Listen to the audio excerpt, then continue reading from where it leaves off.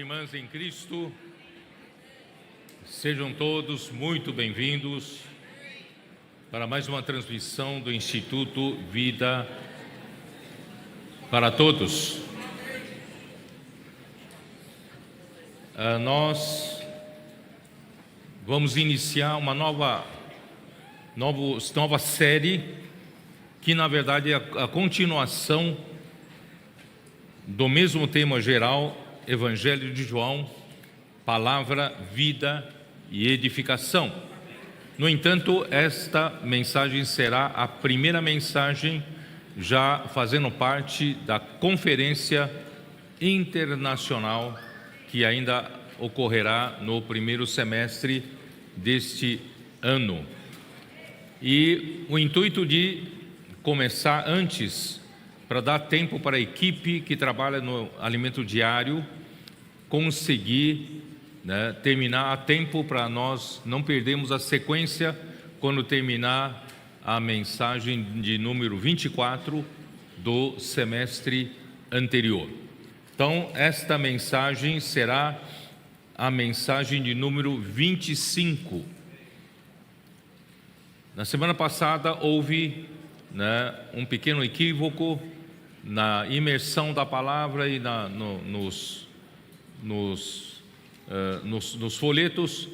Foram colocados como a mensagem 25. Não era mensagem 25, era a mensagem que foi liberada lá em Castanhal, e a 25 seria hoje, tá? Então a mensagem número 25 é a primeira mensagem já da Conferência Internacional, que tem por título A Festa dos Tabernáculos. E a leitura da Bíblia é João capítulo 7, versículos 1 e 2, Levítico 23, versículos de 33 até 44. Antes de entrar em João propriamente dito, eu ainda gostaria de mencionar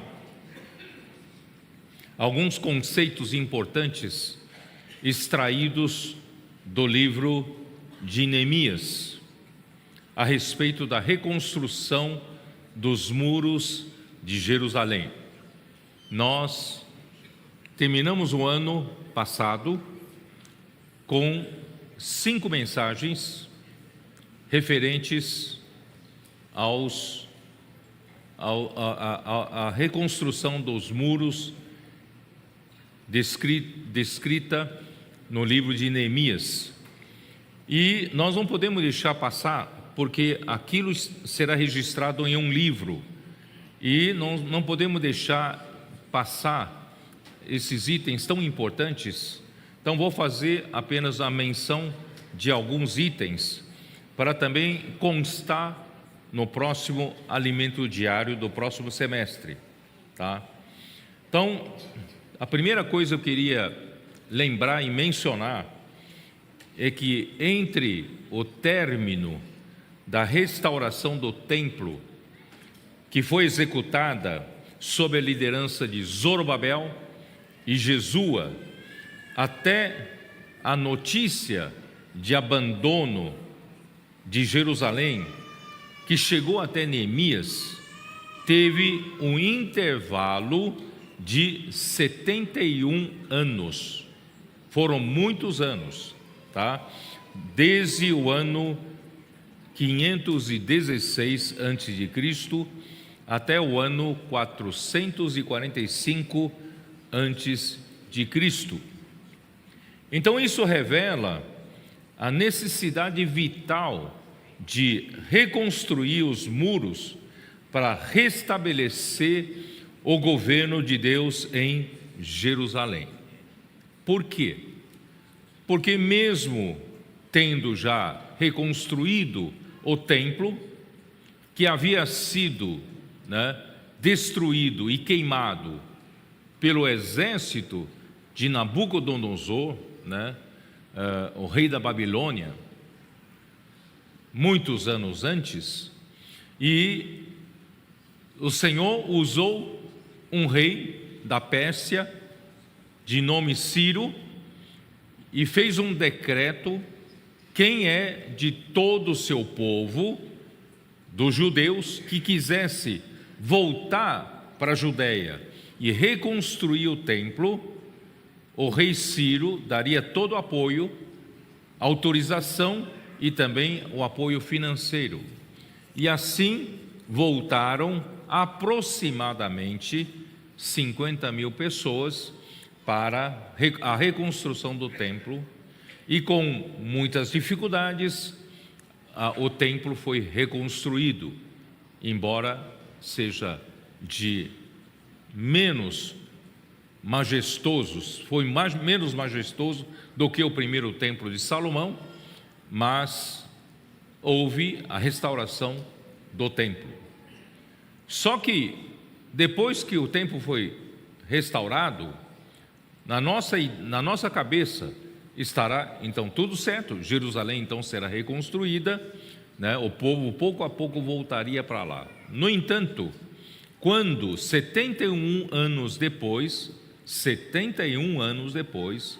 quando a notícia chegou aos ouvidos de Neemias, Neemias era o copeiro do rei Artaxerxes, né, da Pérsia, e ele teve a notícia recebida através do seu irmão e também outros companheiros, de que Jerusalém estava em desolação.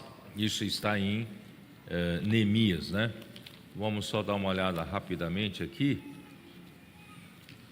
Senhor Jesus. Neemias capítulo 1, né? Versículo 2: Veio Anani, um de meus irmãos, com alguns de Judá. Então lhes perguntei pelos judeus que escaparam e que não foram levados para o exílio e a seca de Jerusalém. Disseram-me: os restantes que não foram levados para o exílio e se acham lá na província, estão em grande miséria e desprezo. Os muros de Jerusalém estão derribados e as suas portas queimadas. Tendo eu ouvido estas palavras, assentei-me e chorei, e lamentei por alguns dias. Estive jejuando e orando perante o Deus dos céus. Irmãos, é uma coisa que nós não esperávamos.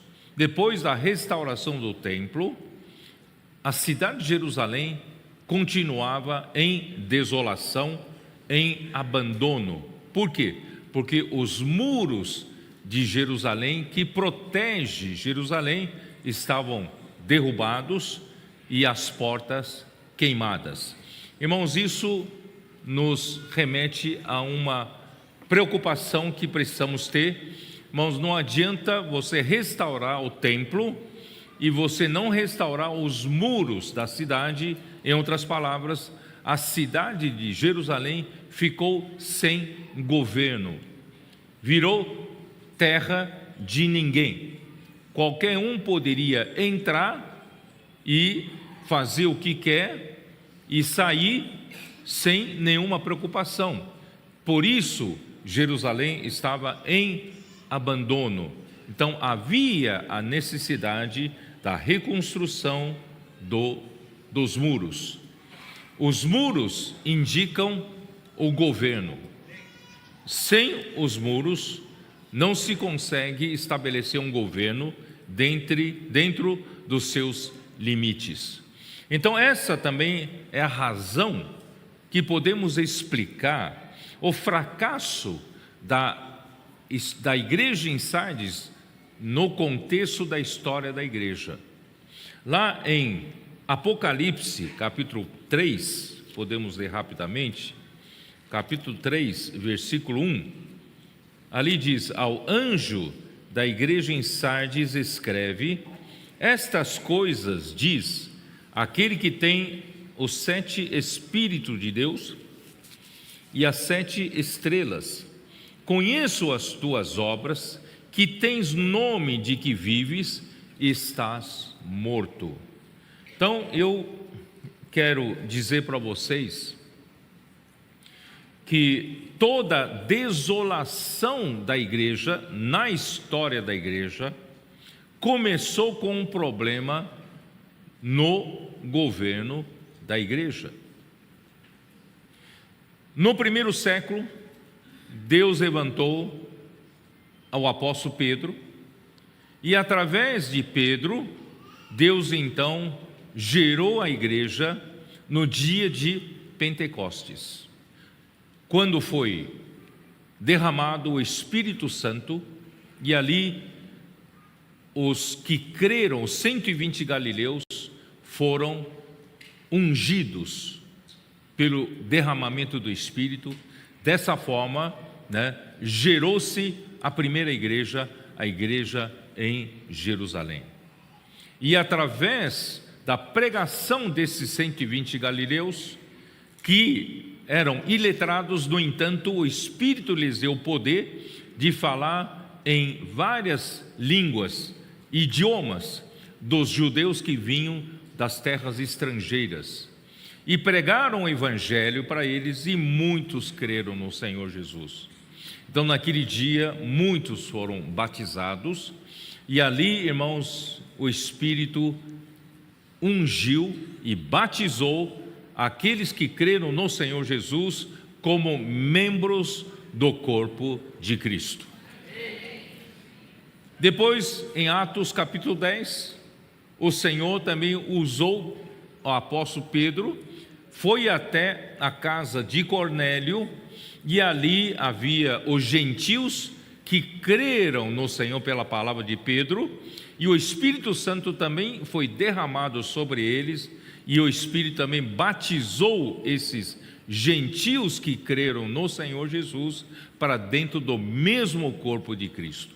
Assim, irmãos, no corpo de Cristo, na igreja, não há judeus, não há gentios, não há judeus, não há gregos, todos são membros vivos do corpo de Cristo.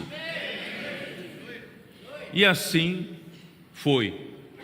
E por causa da dificuldade que o apóstolo Pedro teve de levar esse evangelho para os gentios, sem preconceito, porque ele ainda tinha muito problema de aceitar os gentios por causa do conceito judaico, ainda que tenha sido usado para abrir a porta dos gentios para o corpo de Cristo, Deus teve que levantar o apóstolo Paulo, e através do apóstolo Paulo, ele conseguiu avançar o evangelho do reino, avançou a terra dos gentios a partir da igreja em Antioquia. Assim avançou a igreja na região da Síria, da Cilícia, até a Galácia, Ásia Menor, e atravessou o mar Egeu, foi para a Macedônia, e desceu até a Caia, foi até Corinto, e toda aquela região, graças a Deus, igrejas foram levantadas, e todas as igrejas, irmãos, estavam debaixo de uma liderança, a liderança da palavra que saía da boca do apóstolo Paulo. Não sei se vocês entenderam. Então, irmãos, o que constitui o governo de Deus na igreja é a palavra. O apóstolo era um canal designado por Deus, escolhido por Deus, para Deus lhes dar revelação, e a revelação dada para eles é a palavra de Deus, não é a palavra deles, mas eles foram canais usados por Deus, e essa palavra que é falada à igreja, às igrejas, essa palavra constituía direção para as igrejas, essa palavra era suprimento e nutrição para as igrejas, essa palavra também, irmãos, governava as igrejas. Estou certo ou não? Por isso, irmão, Paulo, durante todo o seu ministério, todo o seu apostolado, teve a tentativa do inimigo de Deus de confundir a igreja com outras palavras. né? Então Paulo teve, durante todo o seu tempo de serviço às igrejas, ele teve muita dificuldade em lutar para mostrar para as pessoas que ele não estava lutando por um território dele. Ele era apenas um servo de Deus fiel para falar o que Deus queria falar por meio dele, e automaticamente a palavra que saía da boca dele acabava suprindo, dando direção para as igrejas, e também estabelecia o governo de Deus nas igrejas. Tanto é que, quando ele foi preso em Roma, ele mandou Timóteo para Éfeso. Para quê? Para advertir, para admoestar algumas pessoas que estavam ali falando outras palavras, falando as suas próprias mensagens, e não as palavras que o Senhor deu por meio do apóstolo.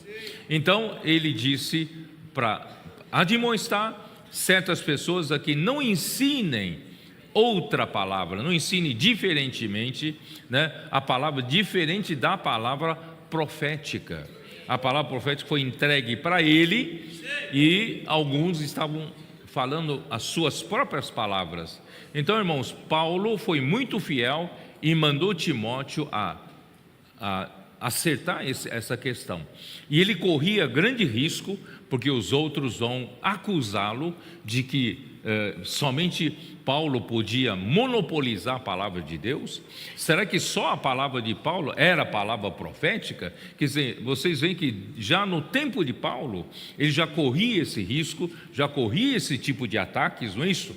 Irmãos, mas de fato, é a palavra que Paulo falava, era a palavra que dava direção para as igrejas, era a palavra que estabelecia o governo de Deus nas igrejas.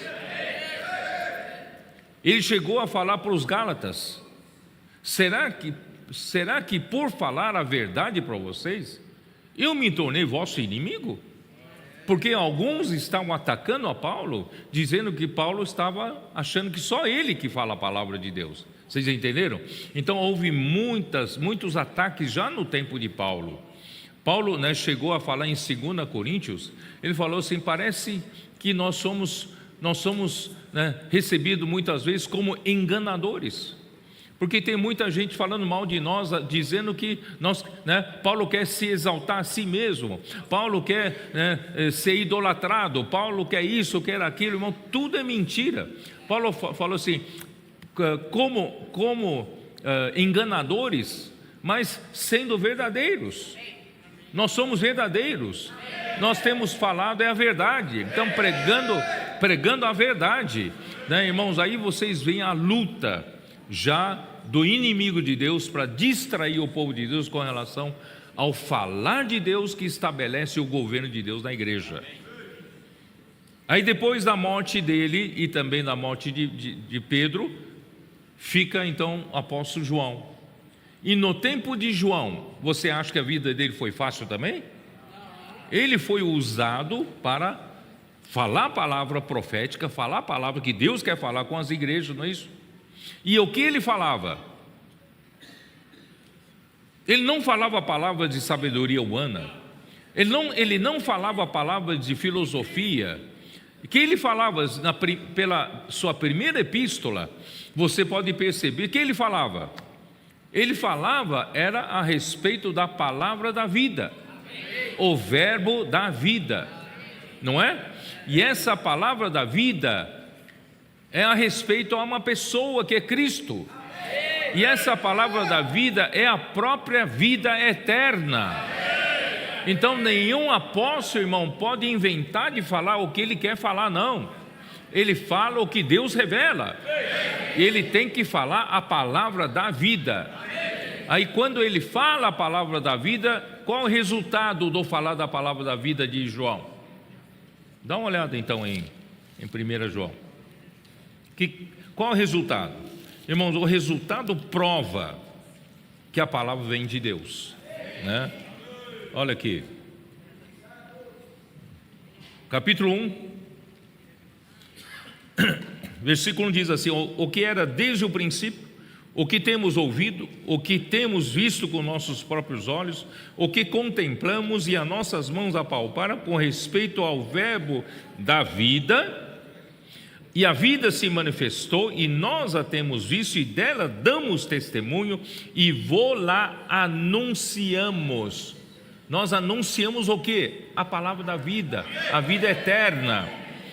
E a vida eterna, a qual estava com o Pai, e nos foi manifestada.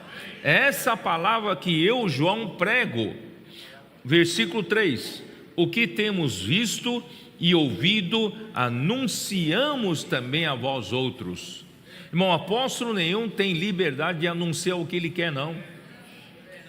Não pode falar segundo a sua própria eloquência, seu próprio conhecimento bíblico, não. Ele tem que anunciar aquilo que Deus quer que ele anuncie, que na verdade é anunciar, é uma pessoa, é a vida eterna, é o Filho de Deus, é Cristo, né? E então nós temos visto e ouvido, anunciamos também a vós outros. Para quê? Para vós, para que vós igualmente mantenhais comunhão conosco. Então a palavra, irmãos, a palavra de Deus resulta em comunhão da igreja com o apóstolo. Faz essa conexão através da palavra. A palavra faz com que a palavra anunciada faz com que a igreja tenha comunhão com o apóstolo. E a comunhão com o apóstolo é a comunhão com quem? Ora, a nossa comunhão é com o Pai e com o seu Filho Jesus Cristo.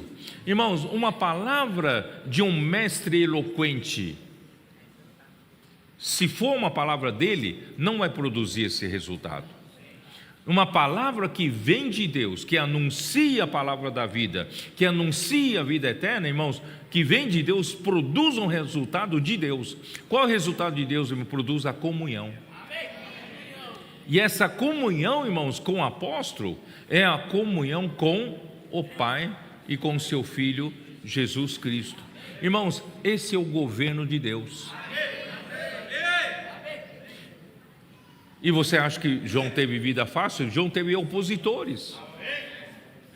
João queria mandar seus colportores, seus missionários, né, para levar essa palavra anunciada para vários lugares, levantar a igreja, levantar um exército, né, pessoas para edificação da igreja. Mas havia um líder ali chamado Diótrefes. Ele lutava contra João. Ele não acolhia os missionários que João mandava, e ele expulsa da igreja os que recebiam. Olha só, então você vê como o inimigo de Deus, o diabo, ele vem lutando contra a palavra profética desde o início. Aí quando chega, irmão, João parte para o Senhor, morre, né?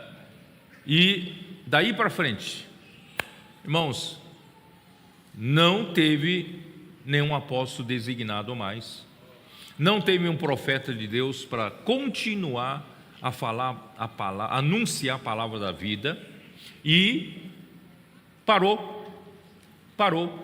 Aí parou o governo da igreja. Não sei se vocês perceberam. Aí o que acontece? Então as lideranças das igrejas ficaram preocupados, não tem um apóstolo, não tem um profeta para nos dar direção através da palavra. E agora? Então vamos juntar a liderança das igrejas, vamos chamar os bispos, e fizeram dos bispos superiores aos presbíteros, que não é verdade, na Bíblia não é assim. Os bispos são os presbíteros. A função dos presbíteros é episcopado, que é supervisão da igreja. Eles são supervisores da igreja. Mas eles fizeram, entre os presbíteros, elegeram bispos e juntaram os principais bispos para fazer reuniões, para dar direção para a igreja. Irmãos, isso acaba sendo um governo de homens. Não tem mais um governo através da palavra de Deus, da palavra profética. Vocês entenderam? Irmão, daí para frente, irmãos, só houve degradação, descendo ladeira abaixo. E quando isso na igreja, né, Éfeso, Esmirna, né, Pérgamo, Tiatira, quando chega na época de Tiatira, piorou. Aí deixaram a palavra de Deus, a degradação foi ao fundo do poço, deixaram a palavra de Deus, esconderam a palavra de Deus, e a profetisa, aquela que se denomina profetisa Jezabel, começou a dizer que o que ela falava era a palavra de Deus. Aí surgiram idolatrias, surgiram o quê? Várias coisas estranhas.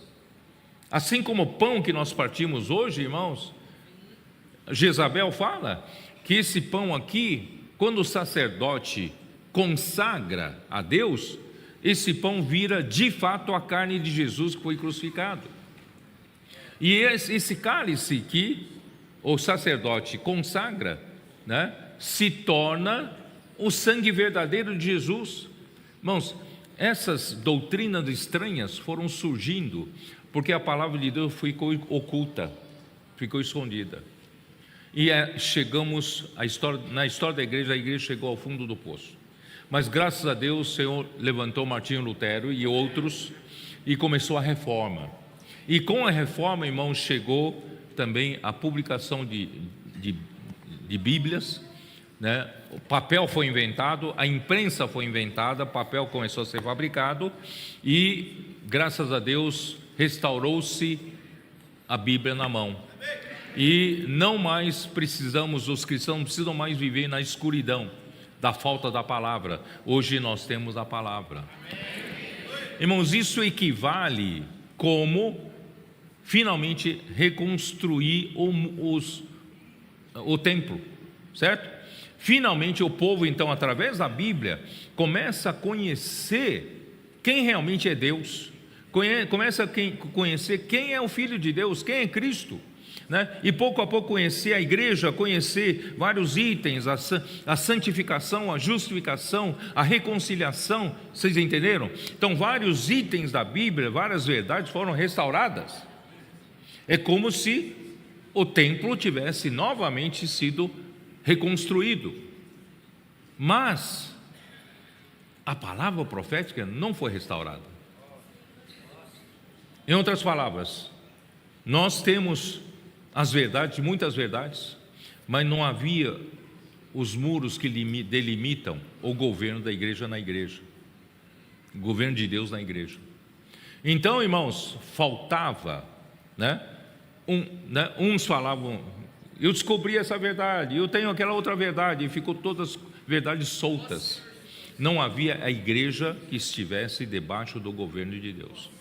Então, irmãos, Deus finalmente está levantando a igreja em Filadélfia. A igreja em Sardes, irmãos, tem nome de que vive, mas está morta, porque não consegue terminar por falta do governo, terminar a obra de Deus por falta do governo de Deus. Então, irmãos, nós somos esses Neemias de hoje que fomos levantados por Deus para reconstrução do templo, dos muros. Reconstruir os muros como, né? Então, irmãos, aí dá uma olhada em Apocalipse capítulo 3, né? Versículo 7. Ao anjo da igreja em Filadélfia escreve: estas coisas diz o santo, o verdadeiro, aquele que tem a chave de Davi, que abre e que ninguém fechará, e que fecha e ninguém abrirá. Conheço as tuas obras, eis que tenho posto diante de ti uma porta aberta, a qual ninguém pode fechar, que tens pouca força, entretanto guardaste a minha palavra e não negaste o meu nome. O surgimento da igreja em Filadélfia surge com a primeira característica de que, irmãos, não tem classe clerical, Na igreja, irmãos, a partir do século II, criou-se o clero e os leigos, uma classe que entendia sobre como servir a Deus, e uma classe do povão que não entende nada sobre Deus. Então esse povão não precisa entender muito, basta dar o dízimo, não é isso? E deixa que o clero cuida das coisas de Deus. Irmãos, isso não tem na Bíblia. Isso é nicolaísmo, isso é clericalismo, isso elimina as funções dos membros do corpo de Cristo. Deus quer que todos os membros do corpo de Cristo sejam sacerdotes dele, para servir a Deus e não matar a sua função. Então, irmãos, a primeira característica da igreja de Filadélfia, irmãos, ainda que tenha alguns que têm função de profeta, de apóstolo, de profeta, de mestre, de pastores, irmãos, mas não tem isso como título, não tem isso como uma categoria diferente de pessoas, Ainda que haja muitos pastores entre nós que têm função de pastorear o rebanho de Deus, mas não usamos o título de pastor, não usamos o título de mestre, não usamos o título de apóstolo, não usamos o título de profeta. Nós usamos, irmãos, nós nos tratamos como de irmão para irmão. Nós somos irmãos em Cristo. Nós somos todos membros do corpo de Cristo. No corpo de Cristo, cada um tem a sua função. Algumas são funções, aparentemente mais importantes, certo? Mas, irmãos, alguns irmãos estão mais à frente, merece nossa honra, nosso respeito, não é isso? Irmãos, mas não é uma classe diferente, não está acima dos outros. Os irmãos entenderam? Então, nós respeitamos, honramos no Espírito. Irmãos, essa é a beleza do corpo. Então, o Senhor está usando, quer usar a igreja de Filadélfia. Só que a igreja de Filadélfia precisa conhecer a unidade da igreja. Precisa saber que a igreja é uma só. A igreja é indivisível. Não se pode dividir a igreja. Mas infelizmente hoje estamos divididos em tantas denominações. Como fica? Então, primeiro precisamos restaurar a nossa visão de que mesmo vivendo, irmão, numa cidade, nós não somos mais um grupo nessa cidade.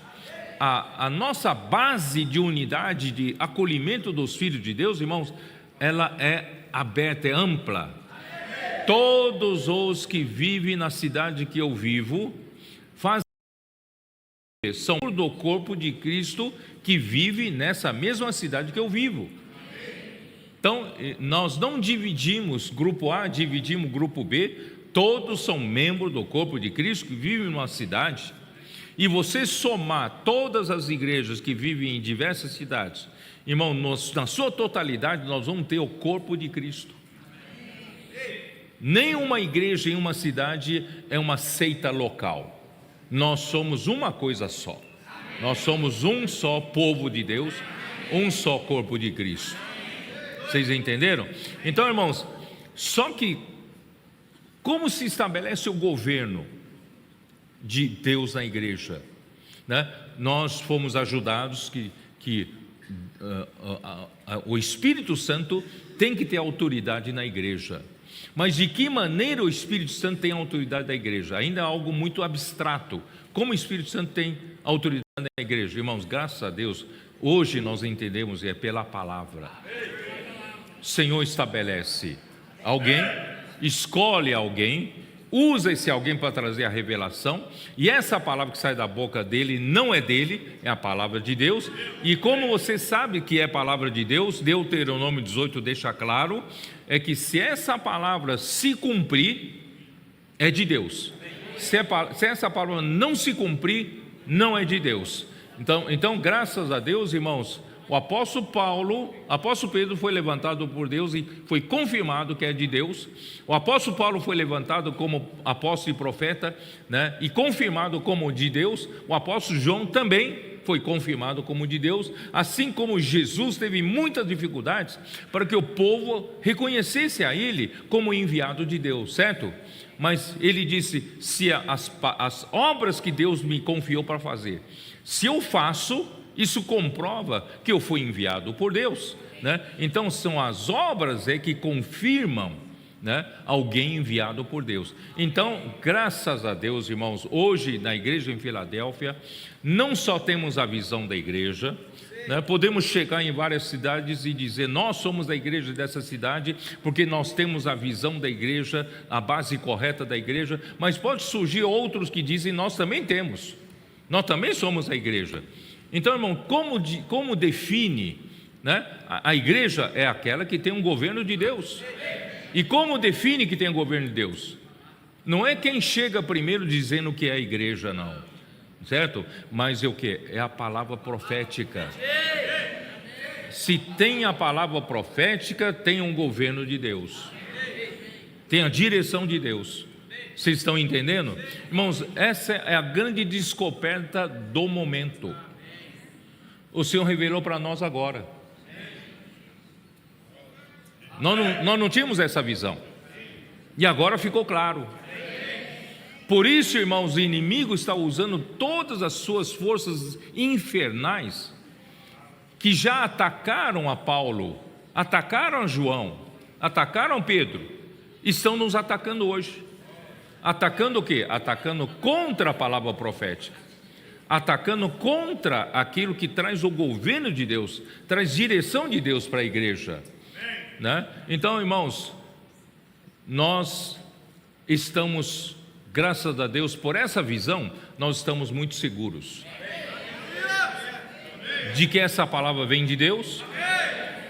Ela traz direção para a igreja, e ela traz o governo para a igreja. Ela não vem de nenhum homem. Eu tenho falado por esses dias, quem acompanha minhas lives, vocês sabem, irmãos, a palavra de Deus tem um poder especial. Tem um poder especial, irmãos, não é por sua beleza de eloquência, não é pela seu muito conhecimento bíblico, irmãos, é que a palavra de Deus, ela transmite a vida de Deus, ela tem poder, e esse poder, irmãos, a palavra de homem não tem. A palavra de Deus tem esse poder, e essa palavra, irmão, faz a obra de Deus. Irmãos, só que alguns me perguntam, né? Mas nós sempre cremos na palavra dos profetas, né? Desde os servos dos homens passados que nós já passamos, nós consideramos eles como homens de Deus, e nós cremos na palavra deles, né? Vários homens de Deus já passaram por nós temos crido. Mas qual a diferença de agora? Os nossos adolescentes, irmãos, estão dando uma prova de que crer não é só acreditar que vem de Deus. Crer significa crer que essa palavra, do jeito que foi falada, essa palavra tem um poder de fazer a obra de Deus. Eu não sei se vocês conseguem fazer essa distinção. Hoje de manhã eu tentei ajudar os irmãos na sala de comunhão, né?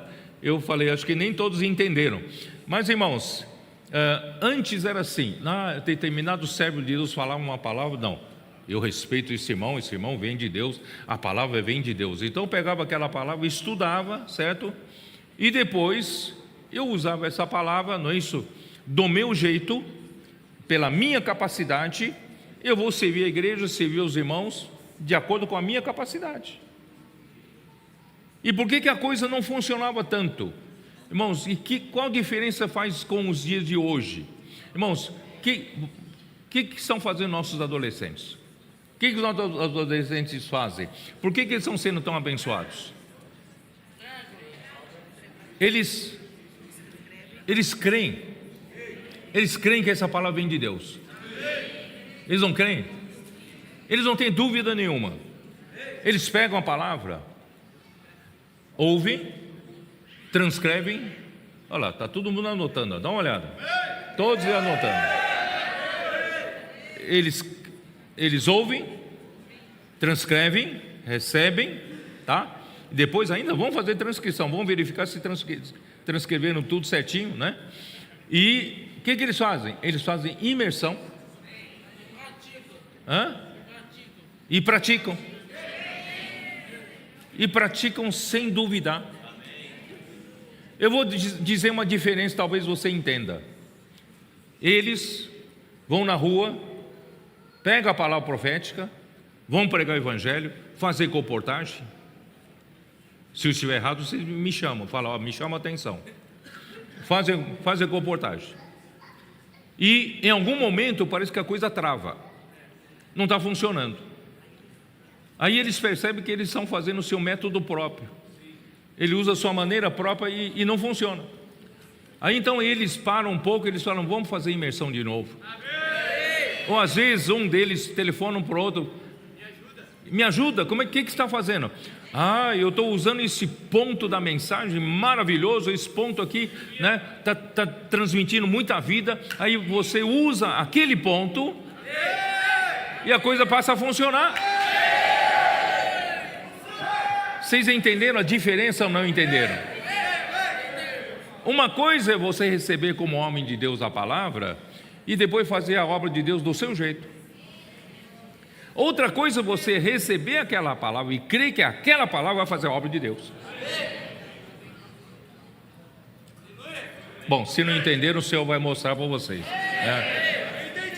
Aí, irmãos, graças ao Senhor, nós temos visto tantos milagres acontecer no nosso meio por causa da palavra profética. Por isso que Jesus chamou seus discípulos que estavam discutindo quem é o maior no reino dos céus. Olha a cabeça de adultos. Cabeça dos adultos é saber quem é o maior. Irmão, Jesus não quer dizer não quer saber disso. Ele puxou uma criança no meio deles e falou: se vocês não se converterem e tornarem como esta criança, vocês não poderão entrar no reino dos céus. Irmão, a nossa cabeça de adultos é mais complicada. Nós não temos a simplicidade desses adolescentes, de crer como está escrito, de crer como foi falado, de crer que essa palavra saiu com poder e vai ter poder para fazer a obra de Deus. Vocês entenderam? Então, irmãos, graças a Deus nós estamos descobrindo o caminho certo. E isso é reconstruir os muros. Estamos reconstruindo os muros e estabelecendo o governo de Deus na igreja. E a igreja está fazendo a obra de Deus, ó Senhor Jesus. Por isso, irmãos, a igreja em Filadélfia tem o Senhor que está à frente da igreja em Filadélfia. Ele é o santo, ele é o verdadeiro, ele é aquele que tem a chave de Davi. Ele abre e ninguém fechará, e ele fecha e ninguém abrirá. Irmãos, não é pela sua capacidade que uma porta vai se abrir, uma porta vai se fechar. Não é pela sua eloquência de que alguma coisa vai acontecer na obra do Senhor. Não, é o Senhor que faz as coisas.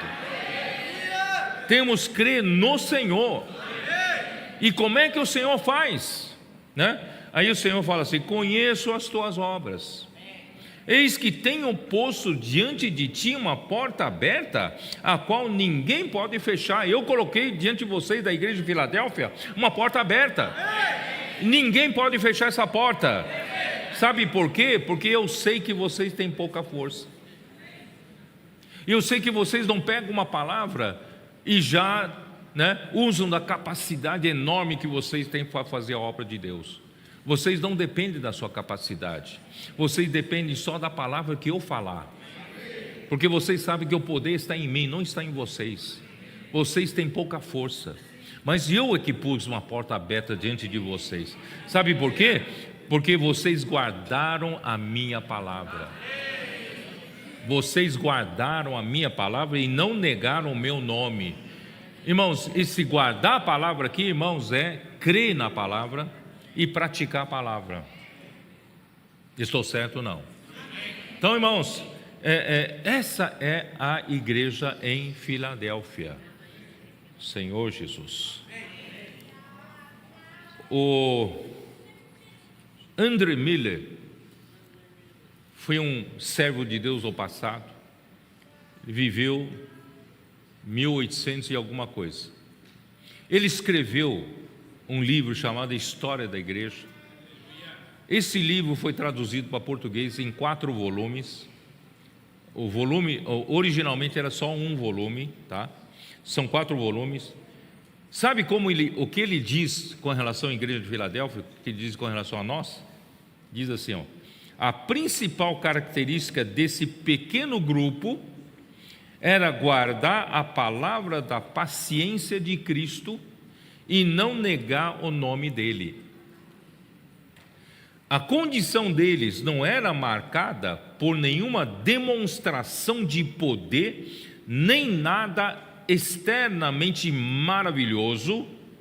Irmão, nós não somos aqueles homens capazes, poderosos em fazer grandes obras para Deus, mas entre eles não tem homens capazes, não tem homens poderosos, né? Mas eles são marcados por uma íntima comunhão pessoal com o Senhor. O que nossos adolescentes fazem? Imersão. E o que é imersão? É comunhão com o Senhor. E a comunhão é tão íntima que eles dormem com Deus, que eles acordam com Deus. Ouve mensagem para dormir, ouve mensagem quando acordar, não é isso? E vão para a escola também com Deus. Então, irmãos, essa íntima relação com a palavra de Deus faz toda a diferença. Faz toda a diferença. Ele estava no meio dele, Cristo estava no meio deles, como o santo e o verdadeiro, e é representado como administrador da casa. Irmãos, hoje nós temos alguém na casa. Nós temos a casa de Deus, a igreja é a casa de Deus, e na casa de Deus, irmão, tem um administrador. O que é administrador? Representa o governo. Temos alguém que governa, né? Então ele se apresenta, segundo André Miller, não são minhas palavras, ele se apresenta como administrador da casa. E ele, sendo administrador da casa, ele tem a chave de Davi. Os tesouros, presta atenção, os tesouros da palavra profética estão destrancados para os que habitam dentro da sua casa. Os fiéis dessa igreja também compartilham de sua paciência e esperam a sua vinda. Irmão, a igreja em Filadélfia tem essas 2 principais características. A primeira característica, irmãos, eles são governados pela palavra profética. Porque para essa igreja foram destrancados os tesouros que foram fechados desde o final do 1º século. Não houve mais palavra profética. Só que para essa igreja novamente foram destrancados os tesouros da palavra profética. Em segundo lugar, irmãos, eles são aqueles que esperam a vinda de Cristo. Eles amam a vinda de Cristo. Mas eu não posso dizer, irmãos, que outros grupos cristãos não amem a vinda de Cristo. Tem outros grupos, tem um grupo que até se chamam de Maranata. Eles aguardam a vinda do Senhor. Mas qual é a diferença da igreja em Filadélfia com relação à vinda do Senhor? Você sabe por quê? Ontem nós tivemos uma comunhão lá na estância. Só para apresentar para os irmãos, nós estamos com os irmãos do sul de Minas aqui, tá? As igrejas do sul de Minas estão aqui, ó. Tivemos uma comunhão maravilhosa ontem, né? Então, ontem, na comunhão, um irmão disse assim, puxa, nós temos que valorizar a palavra profética. E a palavra profética está trazendo tanta realidade na nossa vida, tanta realidade, que eu nunca tive tanta convicção, tanta ousadia de dizer assim, Senhor, vem. Porque no passado, quando eu falo, vem Senhor Jesus, eu tinha ainda um medo, um temor de que não estou pronto. né? Muita coisa ainda está desordenada, né? Mas agora, com a palavra profética, o rumo que as coisas estão tomando, a realidade espiritual que a igreja está tomando, irmãos, ele falou: hoje eu tenho coragem e vontade de gritar para o Senhor: Senhor, vem!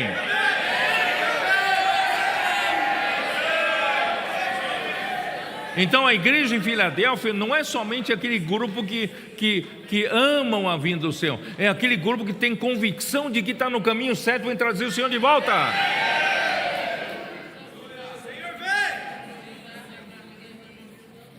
Ó Senhor Jesus.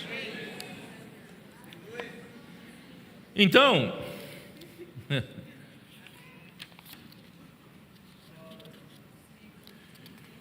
ó Senhor Jesus. Por isso nós reconhecemos que a verdadeira palavra profética, irmãos, tem como origem a boca de Deus, e Ele usa o seu canal escolhido para dar direção à igreja. Irmão, dessa forma não haverá confusão de quem realmente está debaixo do governo de Deus. Esse é o sentido da reconstrução dos muros. No contexto do Evangelho de João, o que provocou a reação violenta da liderança dos judeus era aqueles que estavam na estrutura de poder da religião judaica, a ponto de procurarem matar Jesus. Isso está em João, dá uma olhada na sua Bíblia, João 5, Senhor Jesus, João 5,18. É isso, né? João 5,18. Por isso, pois, os judeus ainda mais procuravam matá-lo, porque não somente violava o sábado, mas também dizia que Deus era seu próprio Pai, fazendo-se igual a Deus. E também no capítulo 7, que é nosso contexto de hoje, capítulo 7, versículo 1, como fala?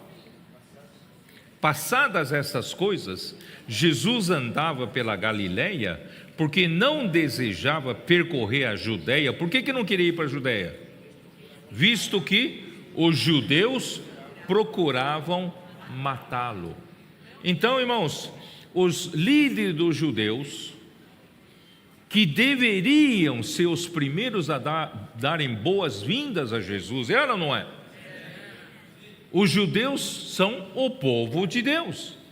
Se Deus mandou o seu filho, o Messias, para o meio dos judeus, e veio primeiramente para beneficiar os judeus, a liderança deveria receber o Senhor de braços abertos.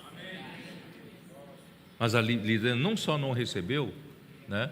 No capítulo 1 de João não fala assim, capítulo 1 de João, né? Versículo 10 diz assim: o verbo estava no mundo, o mundo foi feito por intermédio dele, mas o mundo não o conheceu. E pior do que isso, ele veio para o que era seu, e os seus não o receberam. Quem eram os seus aqui? Os judeus, o povo judeu. Ele veio para salvar o povo judeu, e o seu povo não o recebeu. E pelo contrário, procuravam matá-lo. Por quê? Porque, irmãos,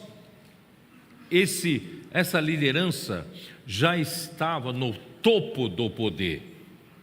Eles já estavam gozando de todos os privilégios que o poder da liderança lhes trazia. Irmãos, quem desfruta das benesses do poder humano, mundano, irmãos, tem dificuldade de aceitar o novo, tem dificuldade de aceitar a situação nova. Estou tão bem, estou tão acomodado, não é isso? Os irmãos me ouvem, né? Os cristãos todos me obedecem, me respeitam, tenho uma posição de destaque na igreja, privilégios, né? Destaque na igreja, tal. Irmãos, esses têm dificuldade de receber de coração puro a vinda do Senhor Jesus. Tá? Então esse foi o primeiro grupo que, né, foram incapazes, né, e esse é o primeiro grupo, né? Deixa eu ver aqui, E o segundo grupo, irmãos, é o povo judeu. O povo judeu esperava um Messias que lhe trouxesse pão material, entendeu? De modo que eles não precisam mais se preocupar em trabalhar. Irmãos, não é assim. O homem quer que a sua necessidade presente seja atendida, e ele quer que venha um Messias que venha me suprir. Amanhã eu não preciso pagar mais as contas, porque o Messias vai me pagar minhas contas, né? Eu não preciso me preocupar com o almoço, né, o dinheiro para o almoço, porque o Messias veio e vai me dar pão de graça. Irmão, não é assim? O povo está doente e vai buscar cura. O povo está endividado, vai buscar prosperidade. Não é assim? Infelizmente o homem é assim. Então esse povo, representado pelo povo que queria que Jesus trouxesse pão para eles, e eles também, irmãos, quando Jesus veio, eles viram que Jesus queria dar vida eterna e não dar pão, eles então abandonaram Jesus, certo? E o terceiro grupo, quem é o terceiro grupo? Hein? Terceiro grupo, irmãos, são os seus seguidores, são os seus discípulos. Mas esses discípulos, irmão, estão acostumados à maneira convencional religiosa, ouvindo as palavras tradicionais, convencionais. Para eles está tudo bem, porque não muda nada. E de repente chega Jesus, vem falar de coisas estranhas, coisas ousadas. A minha carne é a verdadeira comida, o meu sangue é a verdadeira bebida. Quem comer da minha carne e beber do meu sangue terá vida, e vida eterna. Que coisa difícil de entender, que negócio é esse? Nós queremos saber, né, quando vem um Jesus aqui, vem falar de boa conduta, da gente viver uma vida de santidade, da gente ser justo com os homens, né? Essas coisas a gente entende, mas vir falar que a carne de Jesus é verdadeira comida, o seu sangue é verdadeira bebida, isso é demais, demais. Duro esse discurso. Quem o pode receber? Está aqui no versículo 60. Muitos dos seus discípulos, tendo ouvido tais palavras, disseram: duro esse discurso, quem o pode receber? Quem o pode ouvir? Né? Mas Jesus, né, sabendo por si mesmo que eles murmuravam a respeito de suas palavras, você vê como o homem tem problema com a palavra profética. Irmão, seja simples, receba a palavra de Deus com simplicidade. Não precisa passar pelo seu crivo da sua mente. Não filtre a palavra de Deus com a sua mentalidade, com o seu conceito. Aí, irmãos, você não vai ganhar nada. Você será como aqueles, né, em Mateus 13, como profetiza Isaías, certo? Por que Jesus veio e falava palavra dos mistérios do reino dos céus, e os judeus não entendiam? Por quê? Mateus 13, versículo 14: de sorte que neles se cumpre a profecia de Isaías: ouvireis com os ouvidos e de nenhum modo entendereis, vereis com os olhos e de nenhum modo percebereis. Por quê? Porque o coração deste povo está endurecido. De mau grado ouviram com os ouvidos e fecharam os olhos, para não suceder que vejam com os olhos e ouçam com os ouvidos e entendam com o coração, se convertam e sejam por mim curados. Jesus quer curar, mas o coração endurecido pelos privilégios da estrutura do poder, pelo poder, né? Pelo interesse próprio, pelo pão que quer ganhar, irmãos, o coração fica endurecido. E o coração endurecido, irmãos, não entende a palavra profética. Para muitas dessas pessoas, irmãos, a palavra profética não está ajudando em nada, porque você está com o coração endurecido, né? Aí, bem-aventurados forem os vossos olhos porque veem, e os vossos ouvidos porque ouvem. Pois em verdade vos digo que muitos profetas e justos desejaram ver o que vedes e não viram, e ouvir o que ouvis e não ouviram. Ó Senhor Jesus. Por isso, irmãos, os que não dão ouvidos para as palavras do enviado de Deus são descrentes, e dentre eles, irmão, pode surgir traidores, tá? Isso está já em capítulo 6, né? Versículo 64, diz assim: contudo, há descrentes entre vós.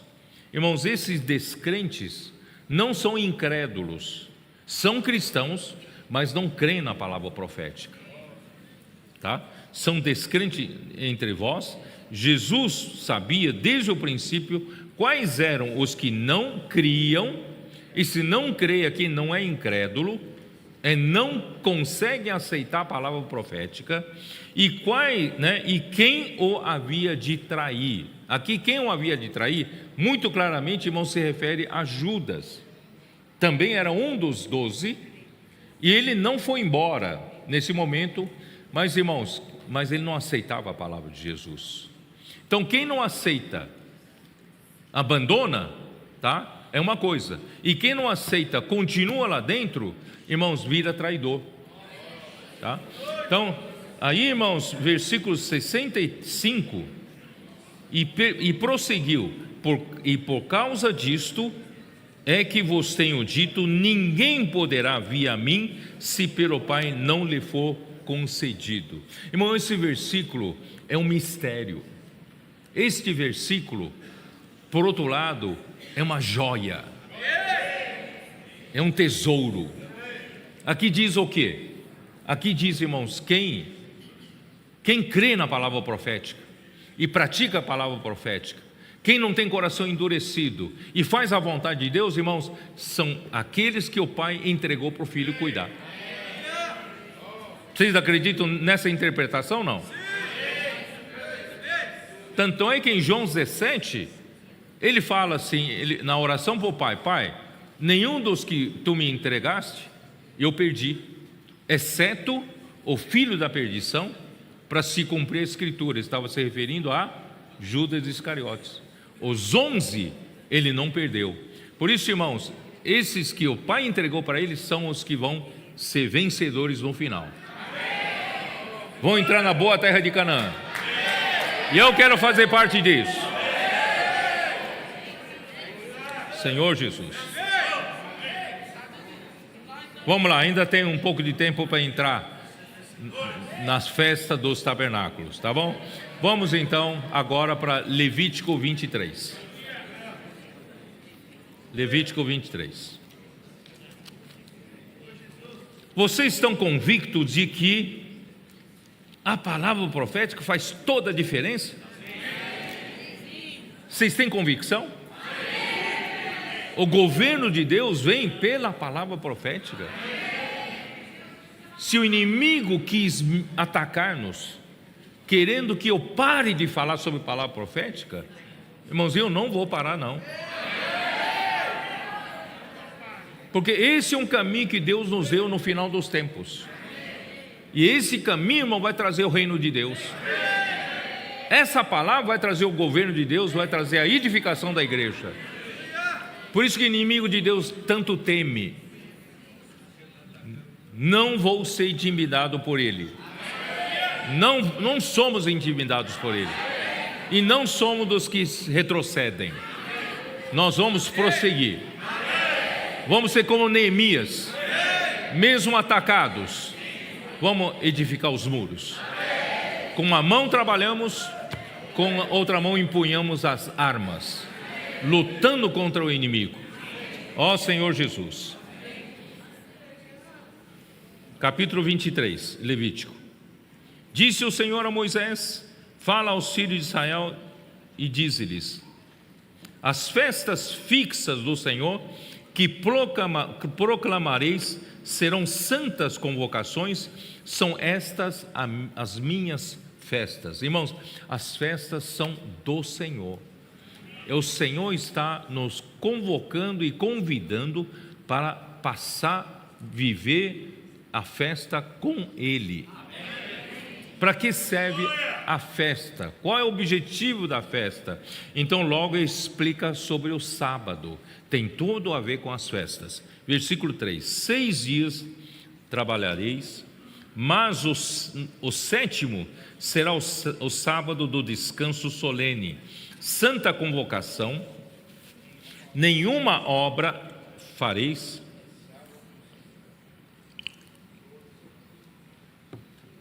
É sábado do Senhor em todas as vossas moradas. O que quer dizer isso, irmãos?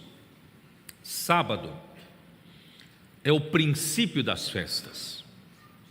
Quando Deus criou todas as coisas, Deus restaurou a criação na terra em 6 dias, não foi? Em 6 dias. E quando vamos ver em Gênesis capítulo 1. Quando chegou no 6º dia, Ele criou o homem. Como Ele criou o homem? Versículo 26. Também disse Deus: façamos o homem à nossa imagem, conforme a nossa semelhança, tenha ele domínio sobre os peixes do mar, sobre as aves do céu, sobre os animais domésticos, sobre toda a terra e sobre todos os répteis que rastejam pela terra. Irmãos, Deus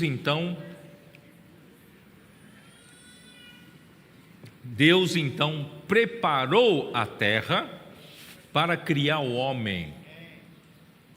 E foi criar o homem só no 6º dia.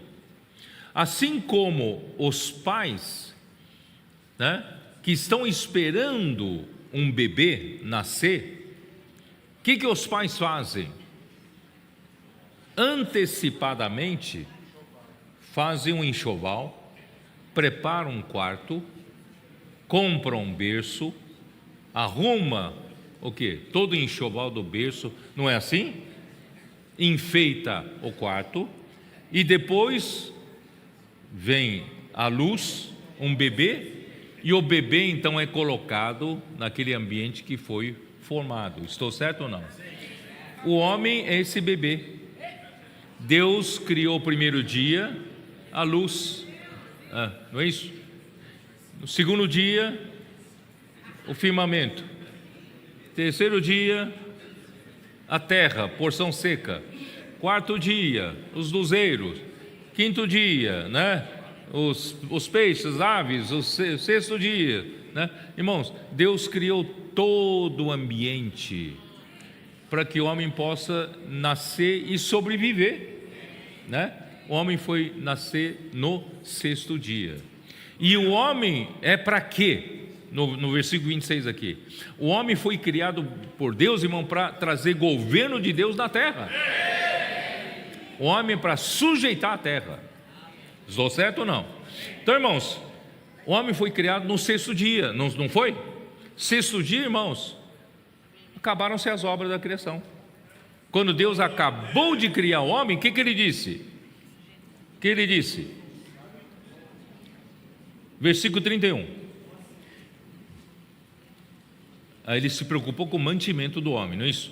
Está no versículo 29, versículo 30. Aí versículo 31 ele diz: viu Deus tudo quanto fizera, e eis que era muito bom. Houve tarde e manhã o 6º dia. O homem foi criado no final do 6º dia, porque tudo precisava estar pronto, e o homem foi criado. Quando o homem foi criado, Deus fechou o dia. Deus viu tudo que foi criado e falou: é muito bom. E quando ele falou muito bom, terminou o 6º dia. Aí começou o 7º dia. E o sétimo dia Deus criou o quê? Não precisou criar mais nada, certo? O que ele fez no 6º dia? Capítulo 2, versículo 1. Assim, pois, foram acabados os céus e a terra e todo o seu exército, e havendo Deus terminado no 7º dia a sua obra que fizera, descansou nesse dia de toda a sua obra que tinha feito, e abençoou Deus o dia sétimo e o santificou, porque nele descansou de toda a obra como o Criador fizera. Vocês perceberam quando Deus preparou em 6 dias tudo que o homem precisa para viver? E Deus então coloca o homem no final do 6º dia. Colocou o homem no final do 6º dia, encerra o 6º dia. E no 7º dia, irmãos, é o dia do descanso. Então, o primeiro dia do homem é o dia do descanso. Vocês perceberam ou não? Irmãos, de uma certa forma, o homem não foi feito para trabalhar. O homem foi feito para desfrutar do descanso.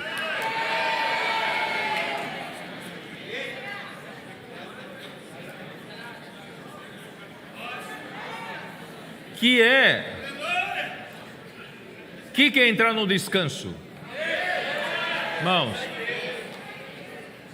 por isso nós hoje precisamos aprender a trabalhar no descanso.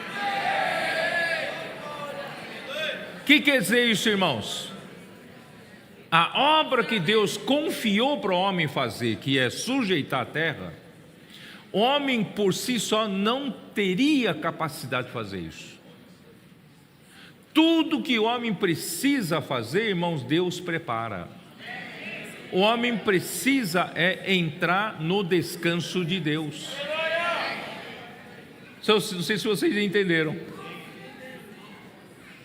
Não é a sua capacidade que vai fazer a obra para Deus.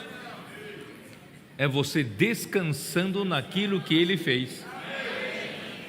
Esse é o princípio da palavra profética.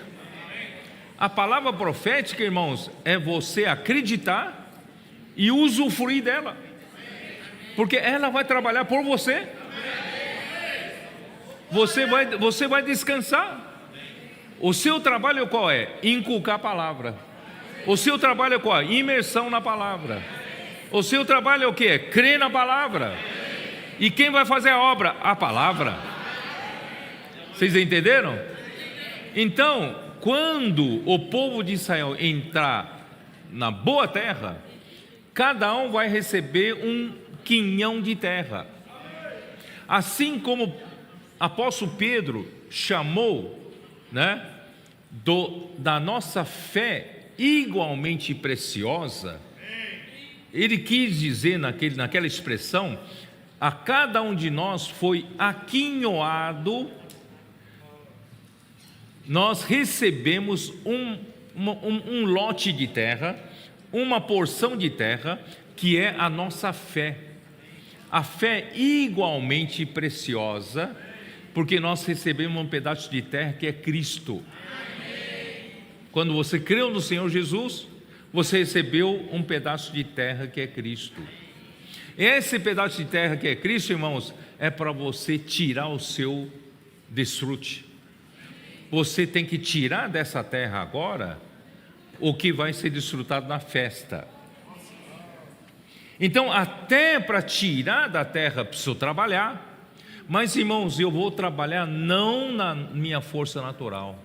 Até trabalhar na terra deve ser um descanso. Essa foi a diferença da oferta de Caim e da oferta de Abel. Caim se esforçou, suou, tal, e produziu o fruto da terra e entregou para Deus. Deus não se agradou. Caim, por sua vez, criou rebanho, tal, e Deus se agradou, porque ele trabalhou no descanso, trabalhou no princípio de descanso. Por isso, irmãos, tantos homens líderes no meio dos cristãos no passado, suaram, trabalharam. Irmãos, quantos vão chegar no tribunal de Cristo, o Senhor falar, eu na verdade não te conheço, porque está no princípio de Caim. Irmão, vamos aprender a entrar no descanso. Crê na palavra. Deixa a palavra trabalhar. Faça como nossos adolescentes. Eles não têm muita capacidade de falar, mas eles não entendem nada. né? Nem experiência humana eles têm. Eu sou maduro, eu sei, né? O que eu sei eles não sabem. Né? Em chinês, assim, os chineses gostam de falar assim, né?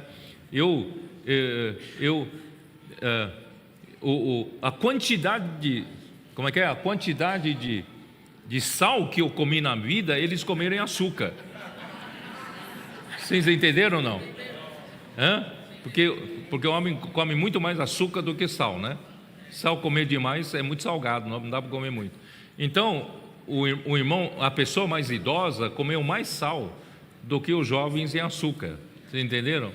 Ele vai falar assim: eu já passei mais pontes do que eles em estrada. É outro ditado chinês. Outro provérbio chinês. Então assim, eu sei muito mais do que eles. Mas por que eles estão sendo abençoados? Eles estão trabalhando no descanso. Não é pela capacidade, não é? Porque eles receberam um pedaço de terra, estão encucando a palavra, estão fazendo a imersão, isso, e a palavra está fazendo a obra né, no lugar deles. Por isso, irmãos, esse é o princípio. Sábado é o princípio das festas. Provérbios capítulo 8 mostra que nosso Deus, irmãos, não gosta de ver a gente ficar suando pelo rosto. Ele quer ver a gente desfrutando com alegria, né? Provérbios 8. Sabe como vivia o pai e o filho? Antes de criar o homem, só existia Deus. Como é que o pai e filho viviam? De uma maneira muito monótona, deve ser, né? Solitários. Tem graça. Está ali só eles. Mas aqui a descrição de que eles viviam em festa. O pai e o filho viviam em festa, né? Capítulo 8 de Provérbios, versículo 30 diz assim: então eu estava com ele e era seu arquiteto, dia após dia, e eu era as suas delícias, folgando perante ele em todo o tempo. Não havia um tempo, né? Um tempo chato. Todo o tempo era desfrute, todo o tempo era festa, todo o tempo era prazer, todo o tempo era alegria e felicidade, né? Eu vou usar a versão King James atualizada. Dia após dia tenho sido o seu prazer, sempre me sentindo muito feliz a seu lado. Irmãos, a verdadeira felicidade estava na relação entre pai e filho. Eles eram felizes, eram alegres, eram festa todo dia, né? Festa todo dia. Só que eles resolveram convidar alguém para essa festa. Eles convidaram quem? Versículo 31: regozijando-me no meu mundo habitável e achando as minhas delícias com os filhos dos homens. Eu vou ler na versão King James atualizada: regozijando-me com o mundo que ele criou. Não tinha o mundo, mas Deus criou o mundo. Regozijando-me com o mundo que ele criou e me alegrando com os seres humanos.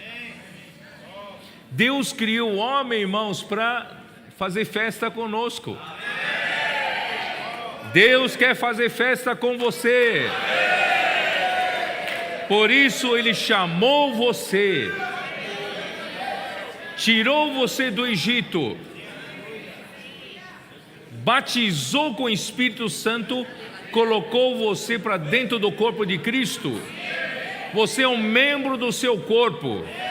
Ele quer festejar com você a todo tempo. Esse é o princípio das festas, tá? Só que para haver festas, irmão, nós precisamos ter o que levar para a festa, precisa ter conteúdo. Você não pode ir de mãos vazias, você não pode ir sem nada, você vazio, não tem nada. Você vai festejar o quê? Né? Irmãos, por isso, irmãos, o homem precisa trabalhar na terra, mas trabalhar no descanso. Mas precisa trabalhar na terra, que é Cristo, para se encher das riquezas divinas e celestiais, para poder participar das festas divinas. Irmãos, quais são as festas que Deus preparou para o povo de Israel? Eu vou pedir para projetar, eu fiz um gráfico, né, baseado em Levítico 23. Não sei se já está aí pronto para, né? Já está aí? Levítico 23 apresenta sete festas anuais. Isso que está ali, né, na tela, é esse gráfico que eu imprimi para mim, tá? Então aqui nós temos a primeira festa é a Páscoa. Vocês conseguem ver ali a Páscoa. E a segunda, pães asmos. A terceira, a festa das primícias. E a quarta, a festa de Pentecostes. E a quinta festa, a festa das trombetas. A sexta festa é a festa do dia da expiação. A festa da expiação. E a última festa é a festa dos tabernáculos, tá? Então isso, irmãos, eu fiz questão de vocês, né, fixarem isso, porque toda vez que fala das festas dos judeus, nós não sabemos o que significa cada um, tá bom? Então eu vou falar de uma maneira rápida. Vocês estão vendo que a festa da Páscoa acontece no dia 14 do mês primeiro. E quando é que esse mês se tornou mês primeiro? Foi na saída do Egito. Vocês se lembram? Em Êxodo, né? Em Êxodo, o Senhor falou assim: este mês vos será o primeiro mês, tá? Então eles mudaram o mês. O mês que eles saíram do Egito se tornou o primeiro mês.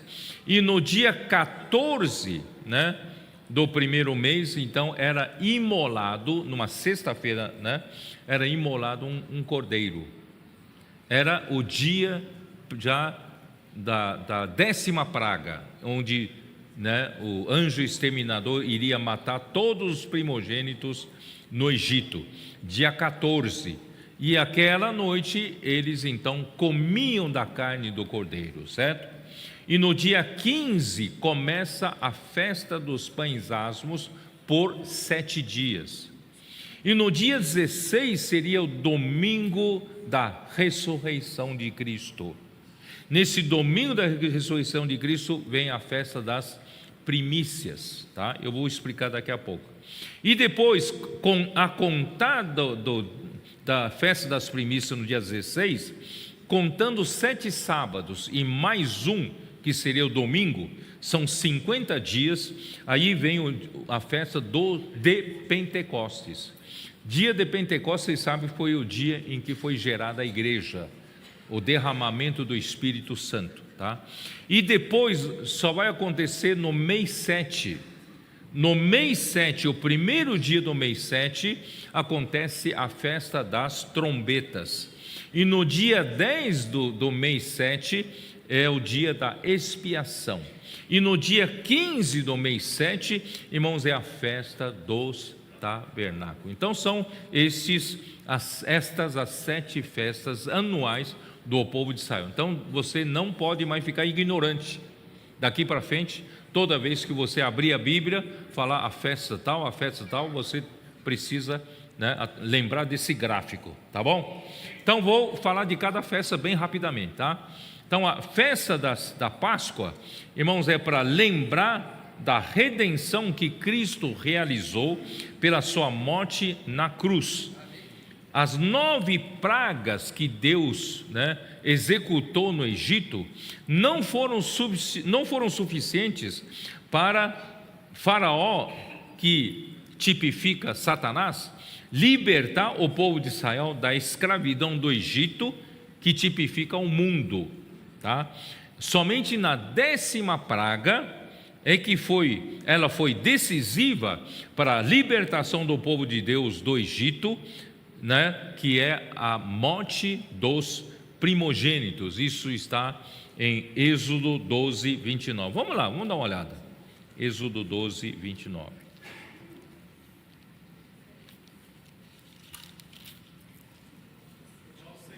Aconteceu que à meia-noite feriu o Senhor todos os primogênitos na terra do Egito, desde o primogênito de Faraó, que se assentava no seu trono, até o primogênito do cativo que estava na enxovia, e todos os primogênitos dos animais. Então essa foi a 10ª praga, e finalmente foi libertado o povo de Israel. E versículo 5 diz o quê? Um cordeiro será sem defeito, macho de 1 ano, podereis tomar um cordeiro ou um cabrito, e o guardareis até ao 14º dia deste mês, e todo o ajuntamento da congregação de Israel o imolará no crepúsculo da tarde. Tomarão o sangue e o porão em ambas as ombreiras e na verga da porta, nas casas que o comerem, tá? Naquela noite comerão a carne assada no fogo, com pães asmos e ervas amargas a comerão, tá? Aí, versículo 12: porque naquela noite passarei pela terra do Egito e ferirei na terra do Egito todos os primogênitos, desde os homens até aos animais, executarei juízo sobre todos os deuses do Egito, eu sou o Senhor. Sabe por que Deus precisou tirar o povo de Israel? Porque Deus, dono de toda a terra, Ele não tinha um povo na terra que seja dele, que Ele possa chamar do seu reino, onde Ele governe. Não tem. Então até o povo de Deus, o povo de Israel que Ele escolheu, estava no Egito, e ali tinham o quê? Os deuses, que governavam lá. Então a praga, a 10ª praga, a morte aos primogênitos, irmãos, também é para executar juízo sobre os deuses falsos, para finalmente Deus dizer: eu é que sou o Senhor, eu sou quem manda, não são os deuses. Irmãos, não é o homem quem manda, não são os deuses que mandam, é Deus quem manda. Então Deus precisa de um povo onde Ele possa dizer: eu quem mando, porque eu sou o Senhor, tá? Ó Senhor Jesus. Então Apocalipse 5 mostra por que o Senhor então imolou esse cordeiro, Apocalipse 5, que ele quer.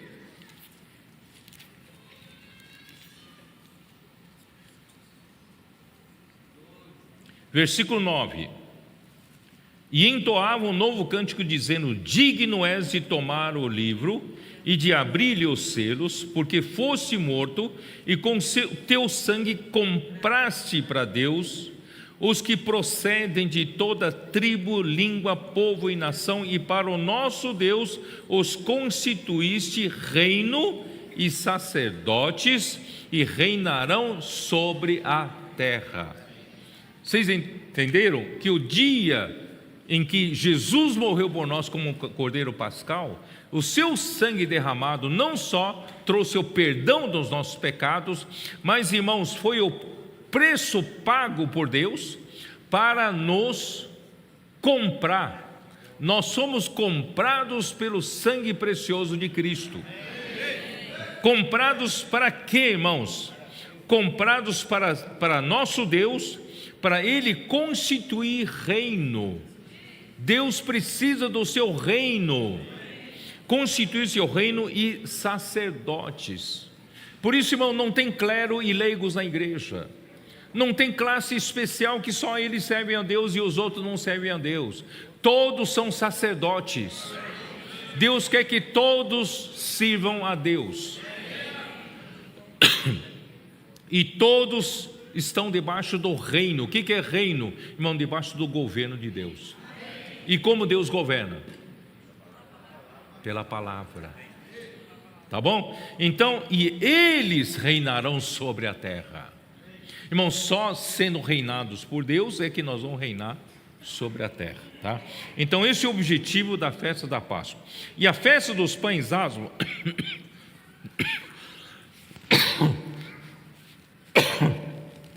a festa dos pães asmos, ó Senhor Jesus,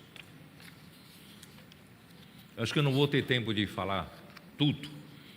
Eu vou falar bem rápido, depois eu vou detalhar na próxima mensagem, tá?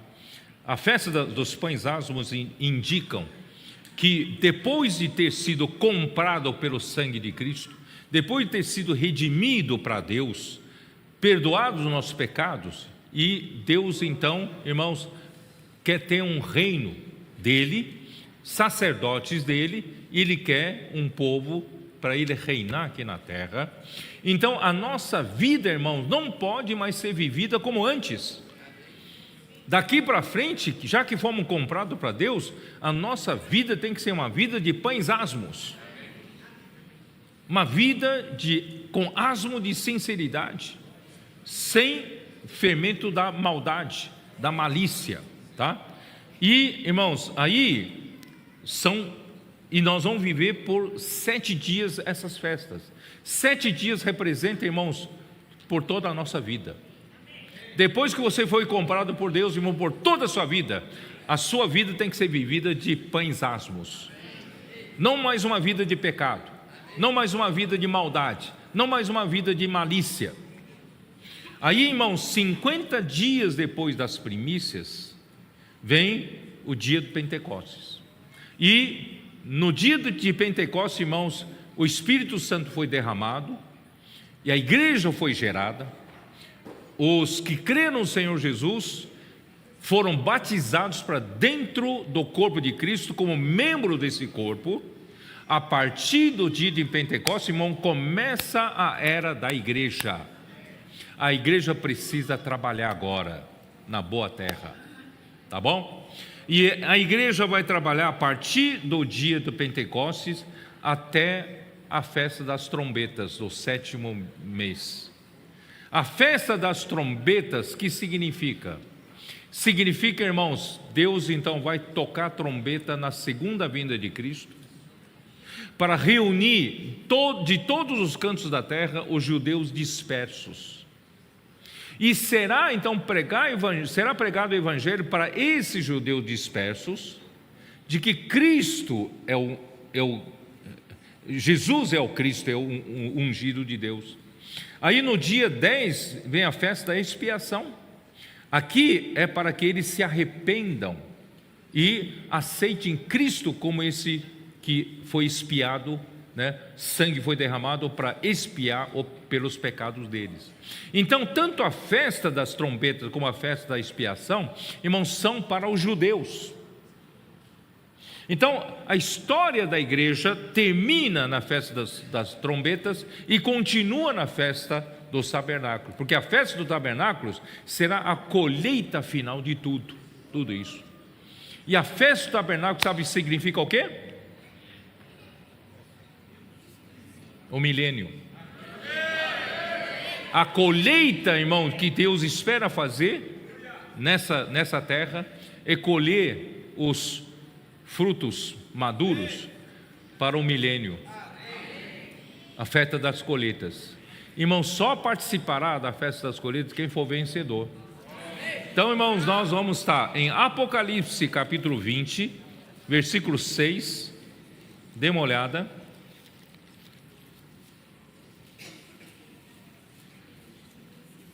Bem-aventurados e santo é aquele que tem parte na primeira ressurreição.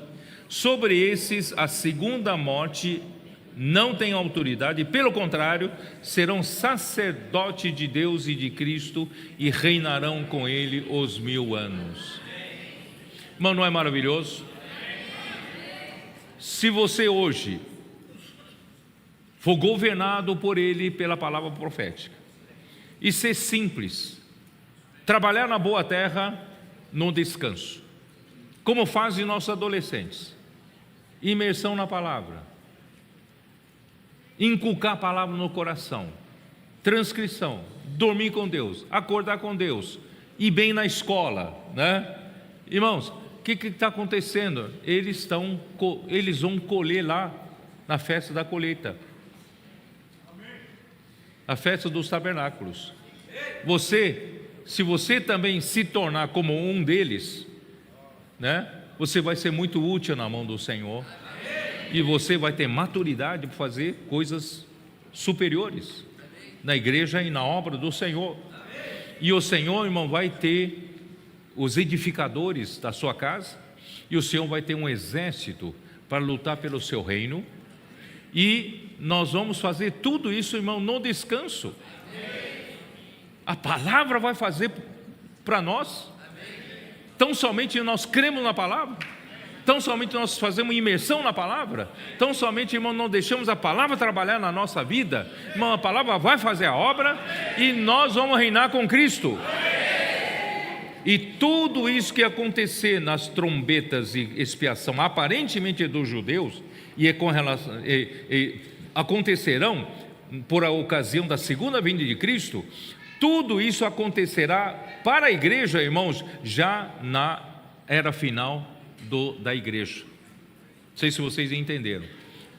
Essa questão de pregar para os judeus dispersos e pregar arrependimento e fazer eles trazerem até Cristo. Irmãos, na era da igreja, a igreja de Filadélfia, no final dos tempos, faz esse trabalho também já na igreja. Porque se a igreja não fizer esse trabalho, a igreja não termina essa era. Se a igreja não termina essa era, Cristo não virá.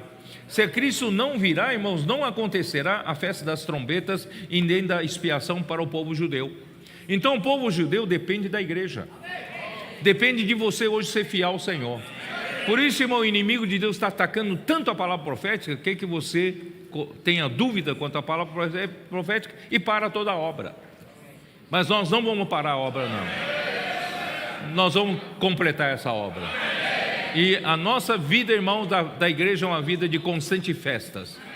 A nossa vida cristã é festa e festa e festa. Assim como pai e filho festejavam todos os dias, nós vamos festejar todos os dias, até o Senhor voltar. Trabalhamos no descanso, festejamos, vamos trazer o Senhor de volta. Amém.